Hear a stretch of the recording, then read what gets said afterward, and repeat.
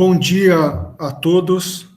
Por questões de conformidade, iniciou a gravação deste webinar informando que o evento está sendo gravado.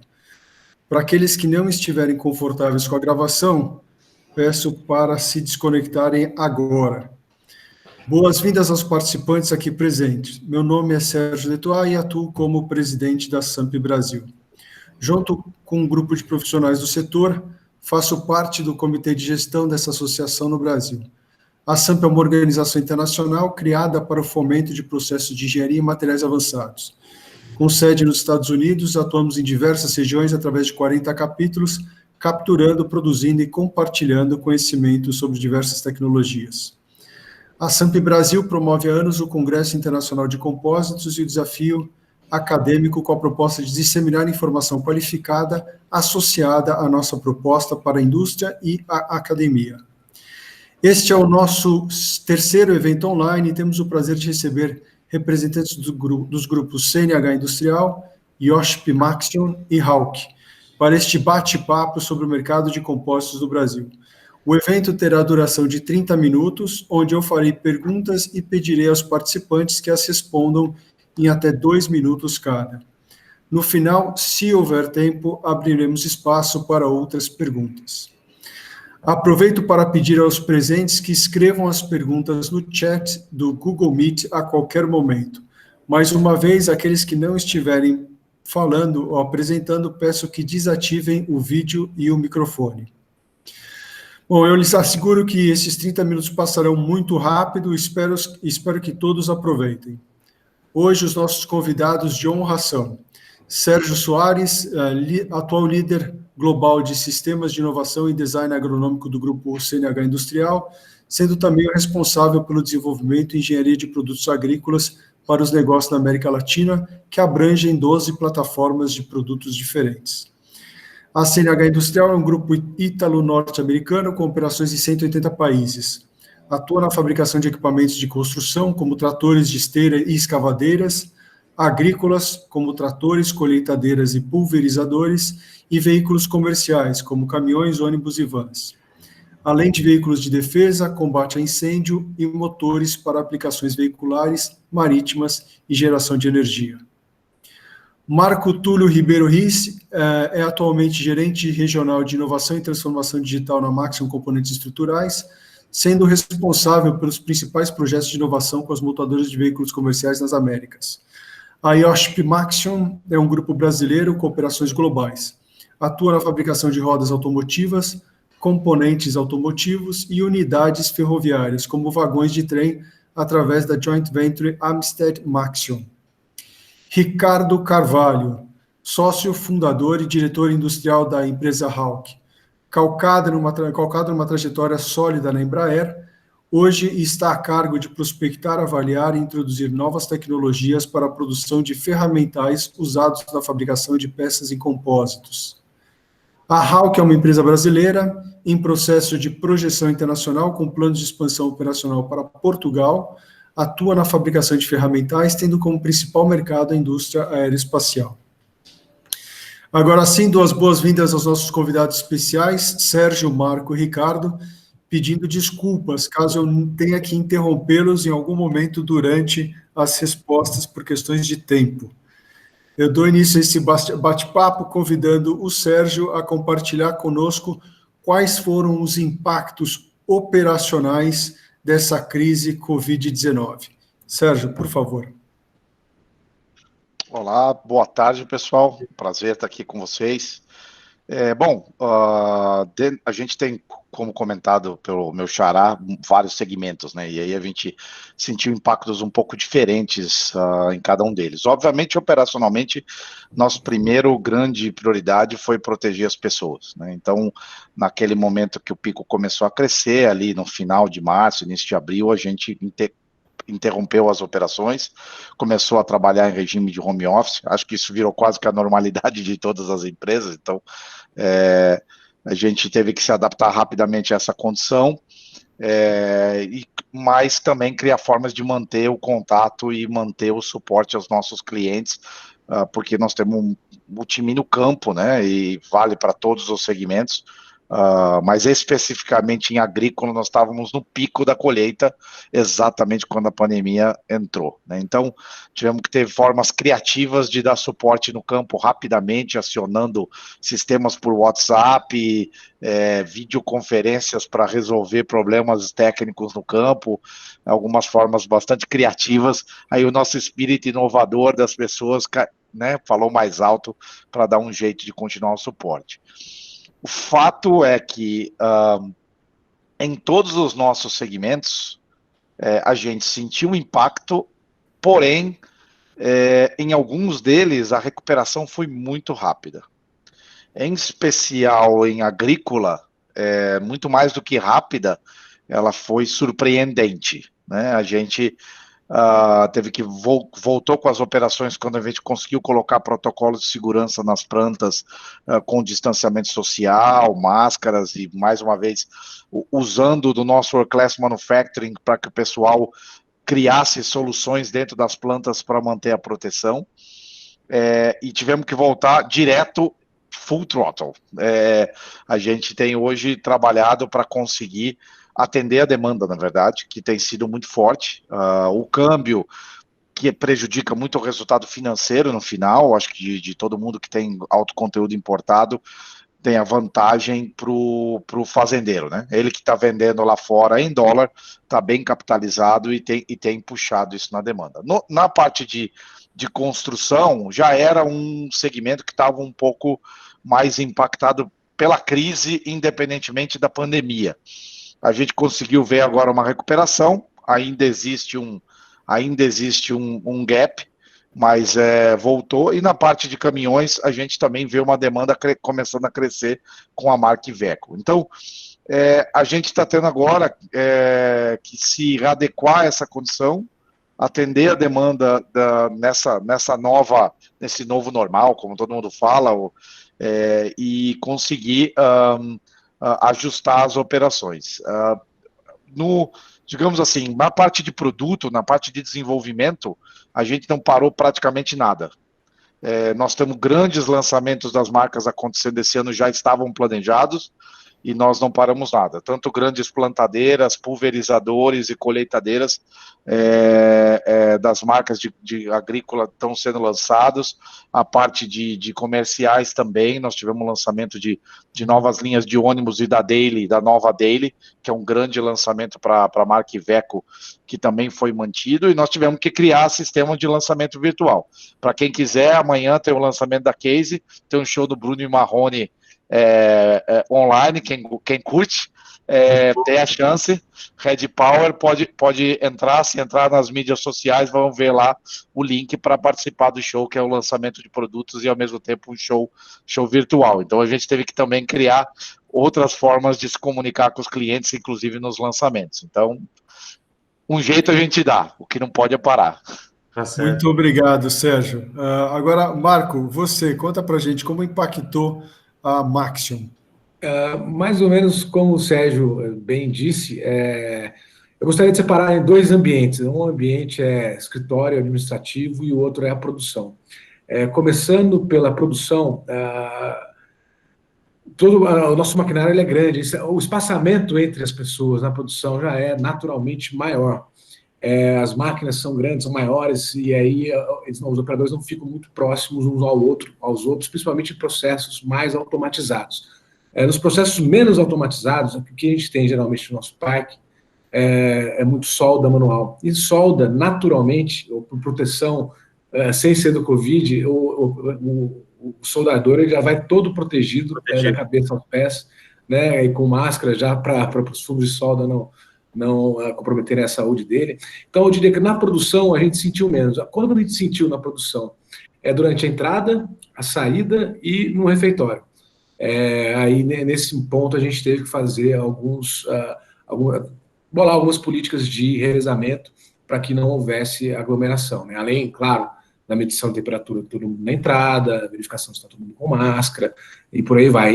No começo, a gente demorou um pouquinho para atingir os níveis de produção satisfatórios para o período que a gente está, em função da gente mesmo se situar em como que a gente deveria trabalhar, né? Na parte de escritório, Foi dado primeiro férias, depois home office. Férias não teve problema, porque tudo parou mesmo, né? Então isso não teve um impacto muito grande. O home office que foi uma surpresa boa para a gente, né? A gente conseguiu. A Max é uma empresa bem tradicional, né? E a gente conseguiu entender que o home office também pode ser produtivo, né? Eu acho que no começo a gente teve um pouco de problema assim com a produtividade do home office em função da infraestrutura nossa para os funcionários trabalhar de casa não está perfeitamente adequada, mas é outra coisa que a gente teve também que adaptar e conseguimos responder rápido. A nossa TI, por exemplo, trabalhou o tempo todo, não parou, justamente para atender global, né, atender todas as plantas em função das novas demandas que o home office trouxe para ela. Sobre o mercado, assim como o Sérgio falou, a gente está vendo um V. Eu não acreditava muito nessa retomada, mas pelo menos no veículos comerciais, a recuperação tem sido surpreendente. A gente, positivamente, né, a gente tinha uma expectativa que seria um pouco pior, ou pior do que está, e a recuperação tem sido, sim, surpreendente. Mas a gente também suspeita que pode estar acontecendo o que a gente chama de um overshooting, né?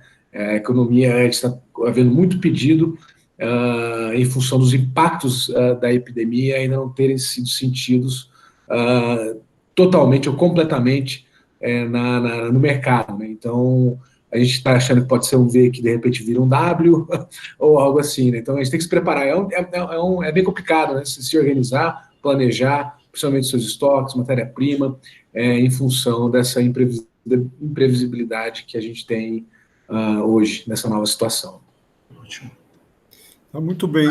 Marco, antes de seguir para o Ricardo, você tem mais 30 segundos, eu queria que você fizesse algum comentário sobre a questão financeira. Qual foi o impacto na parte financeira aí do Maxion? Primeiro impacto financeiro foi caixa, né? Eu acho que todas as empresas, de alguma forma, sentiram problema no caixa. A gente tinha uma série de compromissos já assumidos, e aí, de repente, parou-se de faturar produto. Então, financeiramente, o primeiro impacto que a gente teve foi o caixa. No segundo momento, claro, a revisão dos investimentos. Nenhuma empresa tem recurso infinito, então a gente teve que repriorizar os investimentos. Eu, como trabalho com inovação, e geralmente ela é uma área que não faz parte necessariamente do core business da empresa, a gente conseguiu também, graças a Deus, manter nossa visão de longo prazo, que é a inovação, não se atendo só ao curto prazo. Então, eu acho que a gente conseguiu fazer um balanço bem interessante na hora de repriorizar os nossos investimentos. Legal, muito obrigado, Marco. Ricardo, conta pra gente como é que foi o teu mercado. Bom, vamos lá. Inicialmente, eu me sinto obrigado a convidar a todos a conhecer a Hauck, uma vez que a Hauck não tem a projeção da CNH, nem da Maxo, nem tão perto disso. Então, sintam-se convidados a conhecer a nossa gente e a nossa empresa, quando quiserem, assim que possível. Deixando de lado todo o problema de saúde dessa crise que estamos passando, a crise para a gente reflete em um só sentido: falta de demanda. Sinto até um pouquinho de inveja, uma inveja saudável dos meus amigos com essa quantidade de trabalho durante a crise, mas para a gente foi pego de uma maneira assim bem forte. Só para você ter uma ideia, 70% dos nossos pedidos foram reduzidos, a gente já teve que fazer algumas adequações na empresa. O que nos deixa forte durante a crise é que a Hauck, apesar de uma empresa muito jovem, uma empresa nacional muito jovem, nós vínhamos num crescimento muito bom. Comparado ao primeiro ano de empresa, que há 5 anos atrás, nós tivemos um crescimento de 1.900%, aumentamos 8 vezes a nossa planta inicial. Então, isso, a gente está calçado para passar esse momento de crise. E aquilo, né? Enquanto algumas pessoas choram, outras vendem lenço, né? A gente está usando essa oportunidade para diversificar nossos negócios, aumentar nossas parcerias, buscar novas tecnologias e poder trazer para o Brasil tecnologias que até então se imaginava impossível da gente ter aqui. Então, a gente está com o nosso tempo produtivo praticamente todo ele virado para novas tecnologias. Nós temos trabalho para manter a equipe de trabalho e manter a empresa funcionando, que eu acho que esse é o mais importante, é passar por tudo isso nesse momento, né? A empresa é uma empresa de apenas 2 sócios, somos eu e meu sócio, mas é uma empresa bem estável, bem saudável, nós temos todos os controles, então, assim, a gente vai passar por essa crise, a gente vai sentir um pouco, mas acredito que a gente consiga começar 2020 e 2021 mais fortes do que a gente começamos 2020, em função de todo o aprendizado. Em relação ao caixa da empresa, aproveitando que o Sérgio perguntou para o Marco, a gente tem um planejamento muito bom de caixa, nós não temos nenhum empréstimo bancário, nada que faça com que a gente sofra nesse momento. É lógico, como o Marcos disse, né, nenhum recurso é infinito, mas a gente está bem preparado para passar por tudo isso. Tá? Legal, Ricardo, muito obrigado. E Sérgio, você, conta para a gente um pouco do caixa da empresa, faz um comentário mais específico sobre essa parte financeira, por favor. Houve um trabalho, obviamente, de priorização, acho que todas as empresas fizeram isso, a conservação de caixa foi a primeira prioridade depois da proteção das pessoas, né? Nossa Chairman of the Board, que está acting CEO, falou, primeiro nós protegemos as pessoas, depois a gente entende como proteger o caixa do negócio, e aí a gente olha a cadeia, né? Então, a gente olhou os fornecedores, que, né, toda a cadeia, né, a Maxion é extremamente estruturada e está na nossa cadeia, mas tem fornecedores menores no nosso segmento, tem muita gente pequena, né? Então, como a gente proteger tanto o lado dos fornecedores quanto dos concessionários, né? A gente não sabia como ia ser a profundidade da crise, a gente não sabia como ia ser nada. Então, foi algo que foi profundamente trabalhado, houve uma priorização. Eu comentei muito da nossa situação aqui na América do Sul, porque eram projetos que já estavam no pipeline e eram tão críticos que a decisão foi não para nada, mas foi uma decisão muito... Não foi aquela história do corta 20%, corta 10% linear. Foi absolutamente olhando projeto a projeto, iniciativa a iniciativa, qual é o valor para o cliente, quanto isso afeta as soluções que a gente tem que entregar para o mercado, o que pode ser postergado, o que tem que ser feito agora, né? Então, não foi aquela história assim, eu só tenho 10 para gastar e você gasta, e você corta linear. Não.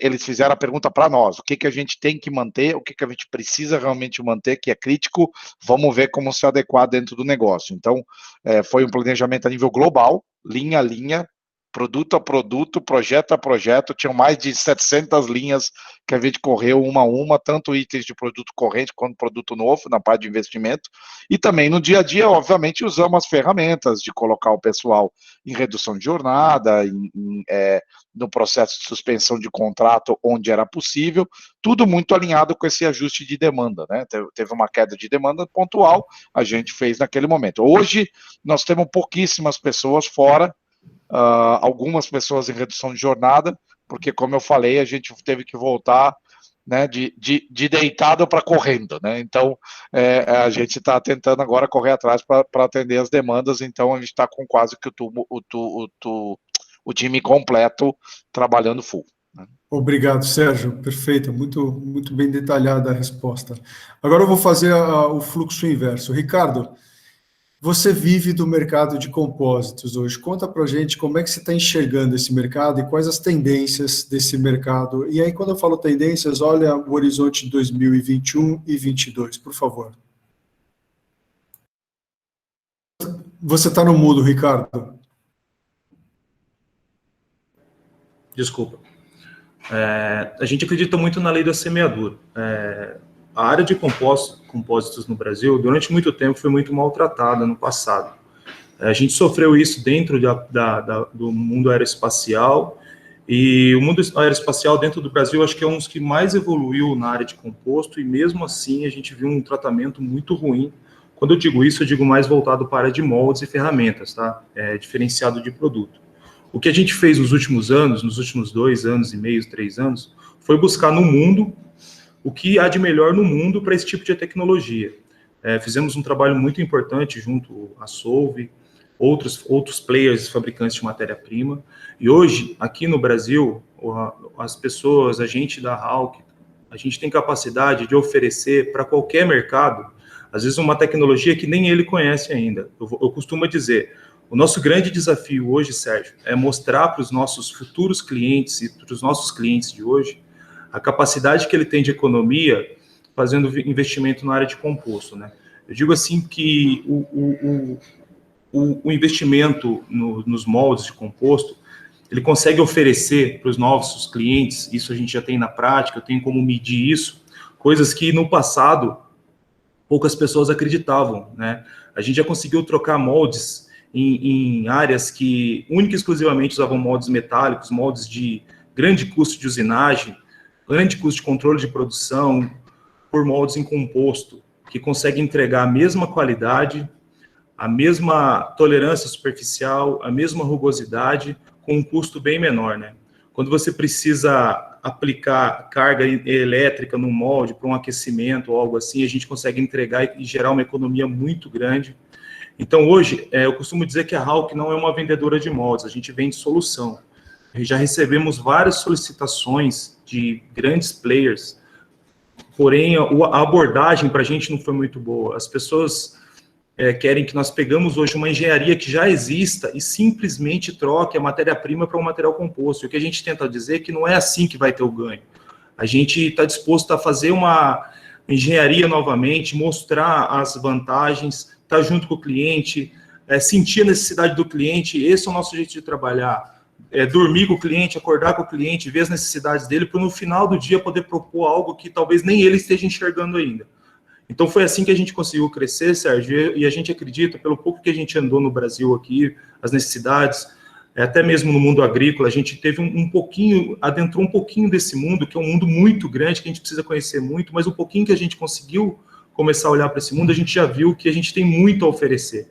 O grande desafio é provar para as pessoas, dos outros players, que aqui no Brasil tem capacidade, tem know-how para oferecer isso. E a gente está trabalhando forte nisso, que a gente está começando agora com uma empresa de marketing para atrair esses outros mercados. Tá? Muito legal, Ricardo. Obrigado. Eu estou escutando de você, então, uma perspectiva positiva no mercado de compostos. Bastante. Obrigado. Agora, Marco Túlio, você que está com um pé nos compósitos, conta para a gente como você está enxergando o mercado. Assim, Sérgio, a gente está, como você falou, a gente está com um pé só ainda no mercado, né? O Ricardo explicou, acho que bem, mais o que a gente espera, né, da utilização desse tipo de material e como as empresas que têm a aplicação possam ver o mercado de compósitos, né? Eu vejo como, para mim não teve muito impacto nesse momento o Covid, porque muito do que a indústria automobilística, principalmente os veículos comerciais, ela está vendo para compósito, a gente está numa fase ainda de gerar conhecimento, né, de ter acesso, ter contato com os benefícios do compósito, para não acontecer o que o Ricardo falou, né, de fazer um black metal, trocar um pelo outro e achar que vai ter ganho, né? Então, eu acho que como essa fase de conhecimento, ela naturalmente, ela leva um tempo e os resultados não são de curto prazo, a gente não sentiu muito impacto em função do Covid.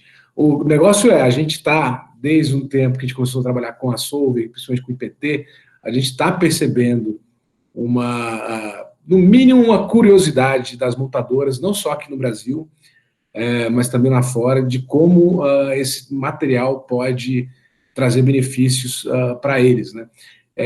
Porque antes a gente tinha até um certo preconceito, que isso é muito caro, isso é para carro de Fórmula 1, isso é para carro de luxo, para o meu dia a dia não vai valer muito a pena. Com a mudança do mercado para a eletrificação, em função das baterias e da autonomia do veículo, ter uma participação muito importante em função da pouca infraestrutura que a gente tem de abastecimento, e também da velocidade eu chamo abastecimento, não consigo perder esse vício, do carregamento, né?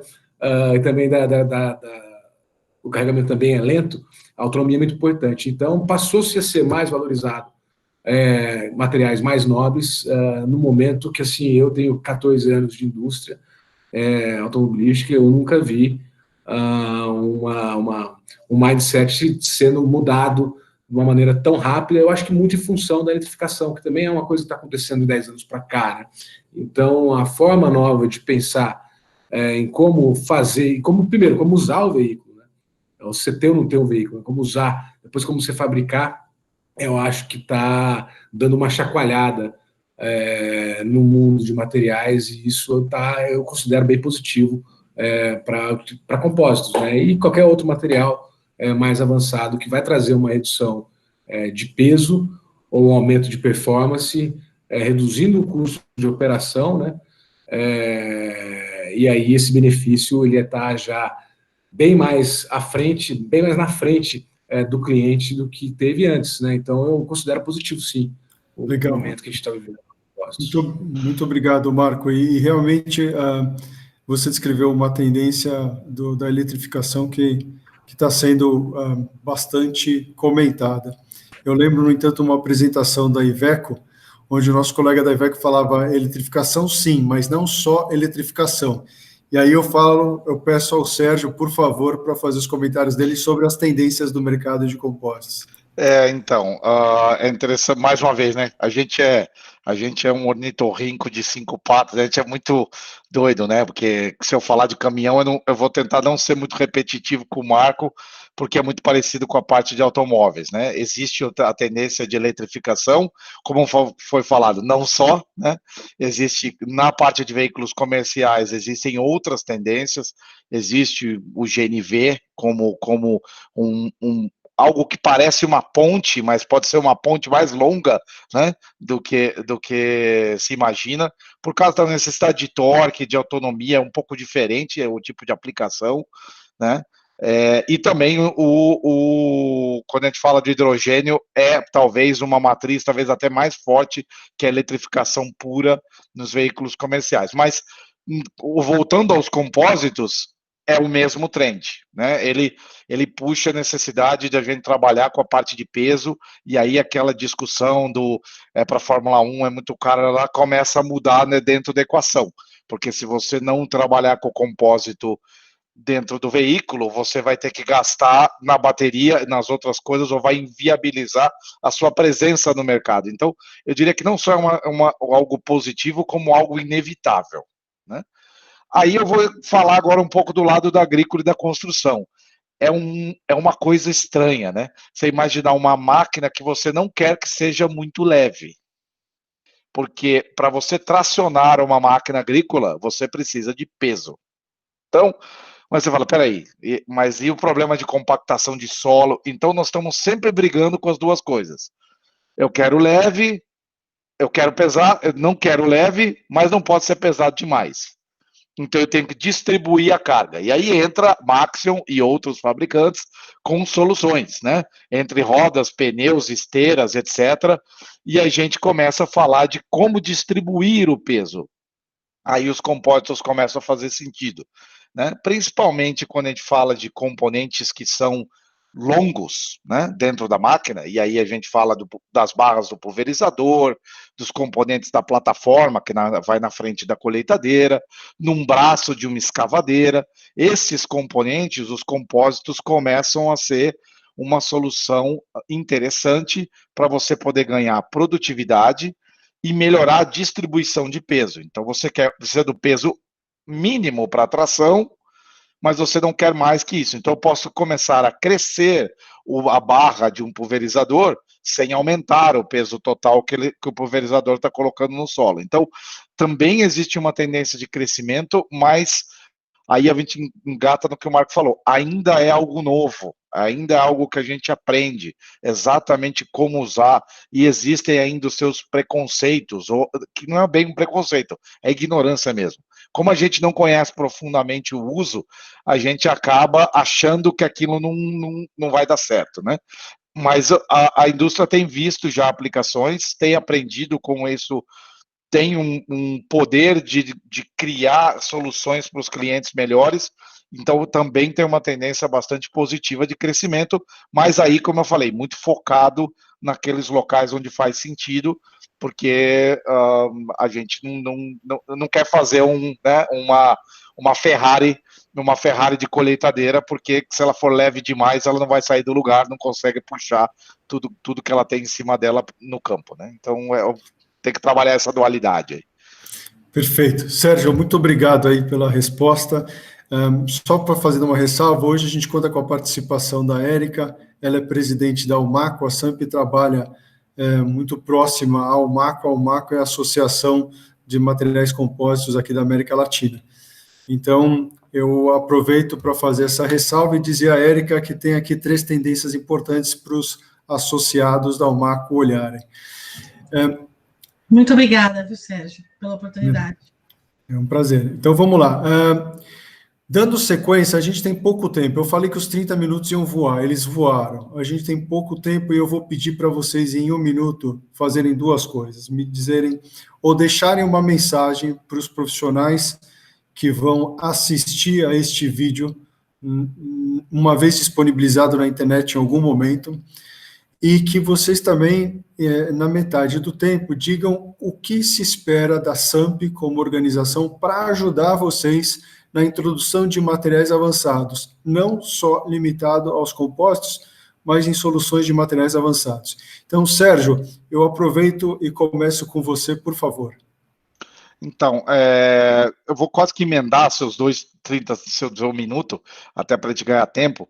Eu acho que no final a gente precisa de ajuda, né? Eu quase que fechei minha fala assim, eu começo na continuação do que eu fechei, né?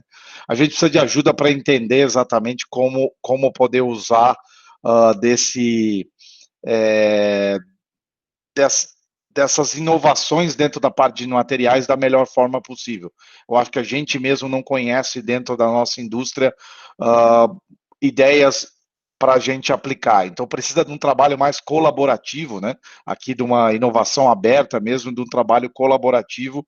Eu acho que essa é a principal mensagem que eu queria deixar, que a gente trabalhe em colaboração, que a gente está com as portas abertas para desenvolver soluções, porque existe o potencial, como a gente falou, tá? Vou deixar o link depois no chat aqui para quem quiser ir no show, tá? Para vocês saberem onde vocês precisam entrar. Muito obrigado, Sérgio. E a mensagem foi recebida. Depois eu vou conversar com a Érica para a gente ver como promover essa colaboração aberta para apoiá-los nesse processo. Ricardo, agora você, vou mudar a ordem. Conta para a gente qual é a mensagem que você deixa para os profissionais e o que você espera da SAMP nesse processo. Você está no mudo. Bom, o que eu espero da SAMP é que eu acredito que sozinho a gente pode ir mais rápido, mas unidos a gente pode ir mais longe, né? Então, o que eu espero da SAMP é que, como o Sérgio Soares disse agora, todas essas dúvidas, todos esses problemas, talvez unidos junto à SAMP, ao MACO, a gente possa se reunir e entender que no Brasil tem capacidade, tem gente habilitada, tem material aqui no Brasil. E, em função de tudo isso, a gente pode ofertar a melhor solução, a melhor alternativa para todas as pessoas que querem trabalhar e precisam do material composto. O que eu posso deixar para os profissionais é que a gente sempre brinca, sempre conversa aqui na Hauck. A gente pode ser mais leve, mais forte. Para quem tem interesse em trabalhar em material composto, o mercado é muito grande. Aquela velha ditado, né? Em terra de cego, que quem tem um olho é rei. Como poucas pessoas têm informação, cara, se você se dedicar, eu acredito que a chance de você ser um profissional de ponta e ter muito trabalho para frente é muito grande, que eu não enxergo o futuro sem um grande volume de material composto aplicado em qualquer área da indústria, serviço, qualquer área, seja ela. Muito obrigado, Ricardo. Boa mensagem. Marco Túlio, você, conta para a gente qual é a mensagem e o que você espera da SAMP, por favor. Para mim, a minha mensagem é muito parecida com a do Sérgio, é colaboração, todo mundo colaborando para criar solução nova, para criar valor para o mercado. Eu acho que a SAMP ela pode nos ajudar fazendo a convergência de interesses, né? Então, a gente tem a montadora que quer um produto melhor, a gente tem um fabricante de material que quer vender mais material, a gente tem uma empresa que quer processar, uma empresa que quer fazer ferramenta, todo mundo tem o mesmo interesse. A gente sabe do potencial do material, dos compósitos, eu acho que é uma questão de trabalhar nessa convergência de interesses, e aí, assim, de conseguir fazer um plano estruturado para desenvolver produtos na utilização do compósito que vão ser melhores para o cliente final, né? Então, eu acho que a SAMP ela tem uma parte grande nessa convergência de interesses. Agradeço a mensagem, agradeço a sugestão, a SAMP, e aí eu tomo a liberdade de falar também em nome da UMACO, as associações, elas precisam desses feedbacks para poder agregar valor às instituições e à comunidade. Então, eu agradeço profundamente pela sugestão.